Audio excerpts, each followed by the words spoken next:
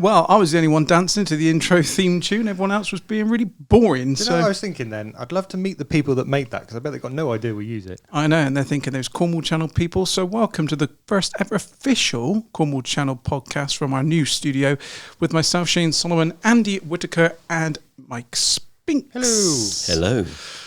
So this is it. A lot of hard work. I've not done a lot, apart from part with the wallet. You guys have done the hard work making it look like this. Andy's made it look like this, and Spinks have made it look like this, putting up lights and things. Are we happy? I love it. I think it's great. The first, as far as we know, official pro podcast studio for Cornwall. I think so. We've done research, but I haven't come across anybody specifically pushing podcasts. Have you? Not with its own room. No, Complete. I know. You know, this is COVID safe too. COVID safe and sanitised every day, Yeah. and of course all these microphones. And the screen is really handy because they can have their own logo and things like that as well. Yeah, we like that. Now, talk about branding and things like that. We've got the legendary on the line because we can bring callers in, of course. Indeed. The legendary Richard Woods. Let's unmute the line and see if he's there. Ready? Here we go. Richard Woods, are you there? Hello, good afternoon, gentlemen. There he is. Amazing Modern technology. Yes. Richard, how are you? I'm very well, thank you. I'm very excited to hear of your new service of the podcast facility that you're going to be offering out to Cornwall. Tell me more. Well, the thing is, you are a pro DJ. So first of all, I just want you to tell us what you think of the audio quality that you're hearing now, because you can hear all of us speaking, right? That's correct, yeah. It's very, very clear from my end. For those who don't realise, I'm down the other end of the telephone, some 30 miles away, and it's very clear. You couldn't resist, Shane. I couldn't resist. Sorry, can you hear the people laughing at you, Rich? Yeah, no. Really? We have to apologise for him, Richard. He's got obsessed with the sound effects buttons on here. He's got too many buttons in front of him, Yeah. Rich. Oh, okay, well, I cannot hear any of those sound effects. Now that makes me nervous. Okay. Oh all right. dear. That's interesting. I That's would be interesting. nervous if I were you. So this is the first, though, for Cornwall, as far as we know, Richard, that Cornwall's had its very own pro podcasting studio that people can turn up, hire it, come in and put themselves out to the world using the power of audio. And, you know, what sort of things would you listen to on a podcast, Rich? Well, it's funny because about 12 months ago, I bought a podcasting microphone with the intent to try and make some podcasts. And, you know, if you watch the YouTube videos and if you speak to a few people, the pros make it look very easy, a bit like you do with your videos that you do, excellent videos you produce. Oh. However, when you try to do it yourself, it never turns out to be quite the same. And I've got quite frustrated with my podcast mic. So therefore, it's now back in its box. And now I know that you guys are offering this. Maybe I will bring my ideas and thoughts to your studio, and together we can make some sweet podcasts. Indeed. Sounds interesting. So let's talk about your business during COVID quickly. Just tell the listeners what you do, Richard. So I'm the sales and marketing director for a company called Phoneta. Effectively, we will make your phone ring with our outbound telemarketing team. And if your phone's ringing too much, we'll also capture any missed calls with our inbound call handling team. So we're effectively a company that can take and make calls for you. Yeah, we are very happy customers of Phoneta. We get our calls taken by you guys, and it's one of the handiest services I think we've ever used. It is, because it allows you to crack on. You don't have to pay for a full-time receptionist either, because, you know, you just pay as you go, which is a great option. So, Andy, what do you think of the whole setup here? I know you've been instrumental in putting it together, but you've got a history of DJing back in the day and sound. Yes, so yeah. Back in the 80s. Those were the days. I love the 80s. I know. And we used to use Shure microphones, just like the ones we've got now. MV7s for those listening. The nerds want to get onto YouTube and search out the microphones. And we got 4 of them. So, you know, you could feed a third world country what we spent on microphones in here, to be fair. So, Richard, you're working from home at the minute. How's the family? Yeah, the family's doing good.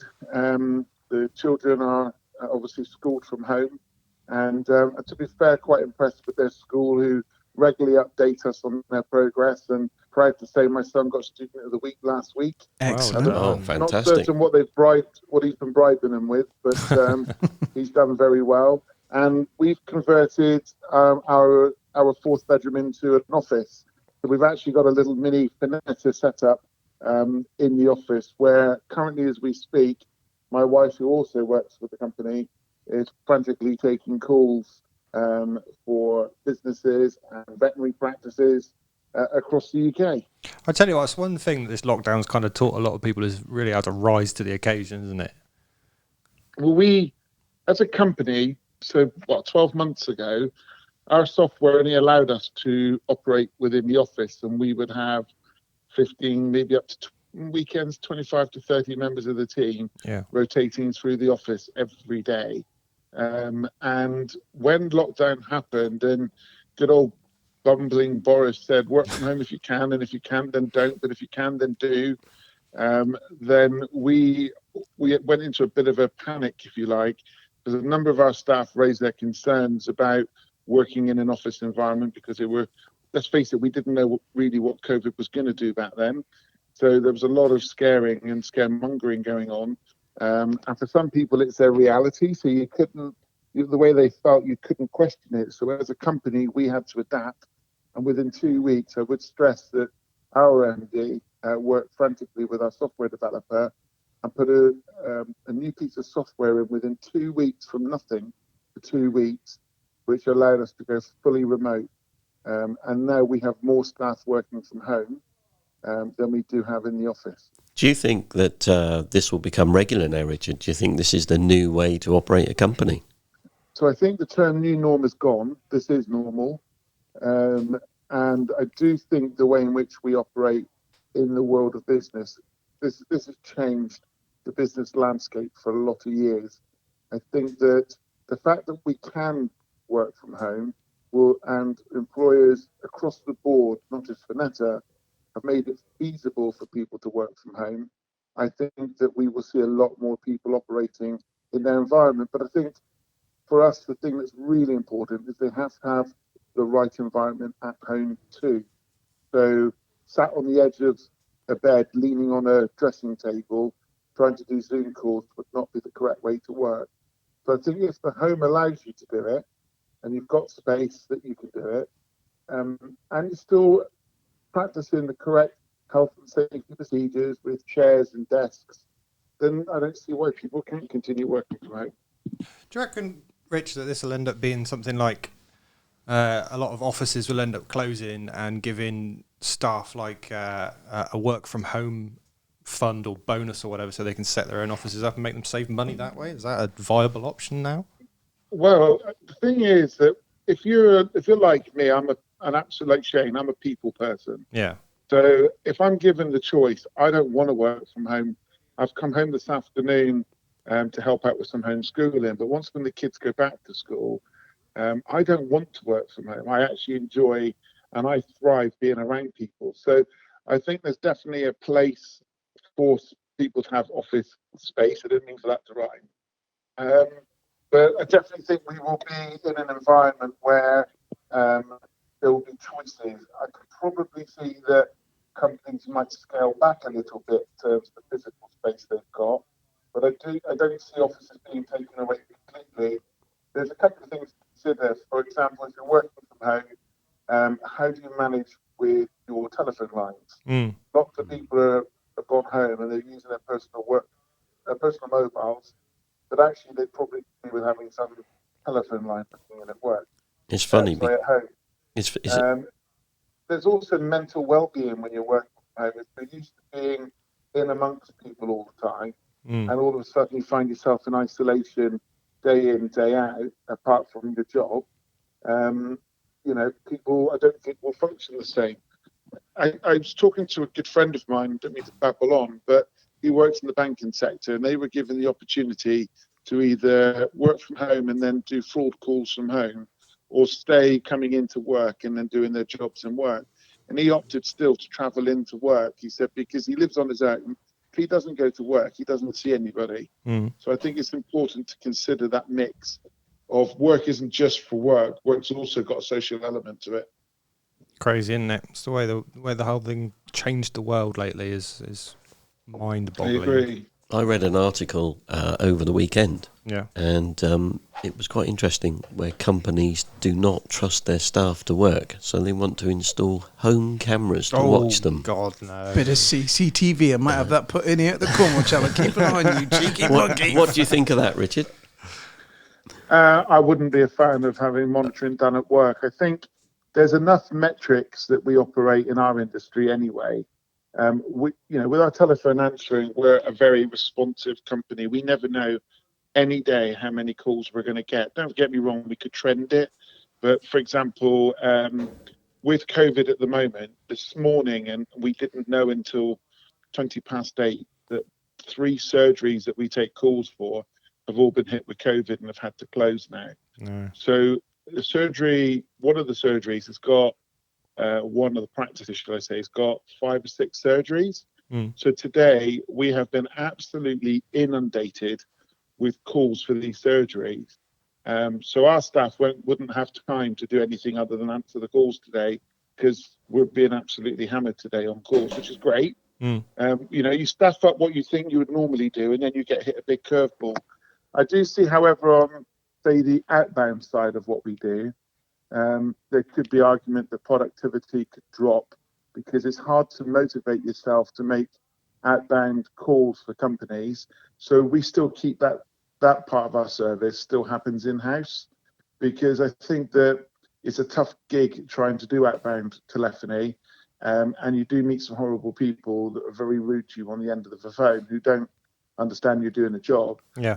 And therefore you need your team around you when you get a really bad call to go, it's okay, let's dust yourself down and go again. Yeah. It's all about support then, isn't it? Yeah, I think you've got to keep the one-to-ones, you've got to keep the contact, and it's actually a harder job to manage your team from home because it's more time intensive. When you think about it, there's 3 of you there from the Cornwall Channel. One of you've got a question for each other and you're all sat in the room.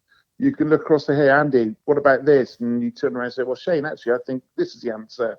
When you're working in the office and you've got your staff at home, you've got to set up a call in order to ask that question. Don't you worry. Don't you worry, Richard. If Shane wanted to ask me a question at midnight, he'd ring me. That is true. I would. And it goes straight through to Phoneta.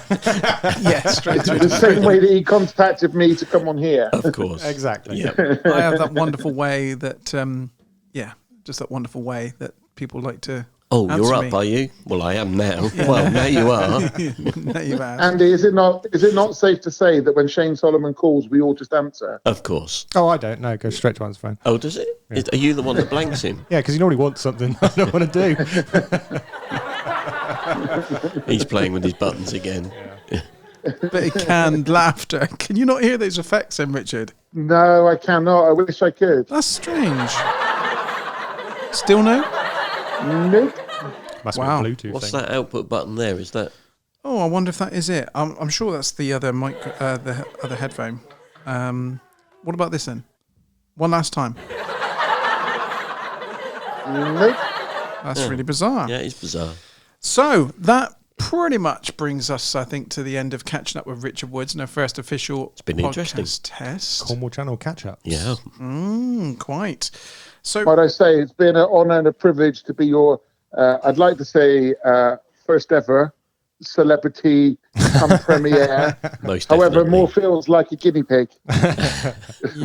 we appreciate you as always, and the whole crew at Phoneta, Ant and obviously Kevin. I know he's not so much involved in the business now at all, really, is he? No, Kev's semi-retired. But he was there in the early days to sign it all off to say, yeah, we're going to do some stuff with the Cornwall Channel. But it's funny because today is my 4th anniversary with Phoneta today. Oh, wow. No way. Congratulations. There you go. Yeah. Good. Congratulations. That's the title of Thank the you. podcast. Do you know what? I've just got a thought. What's that? Well, knowing Richard as a guinea pig, how big would the wheel have to be? Harsh. Harsh. Sorry, I think we're losing signal. Yeah, on that note, yeah. Well, on that note, I think you should play us out, Richard, and just say thanks for listening, and I'll play the Cornwall Channel theme tune. So you've been listening to me, Richard Woods, on today's catch up at the Cornwall Channel. Thank you very much for listening and hope you tune in again soon.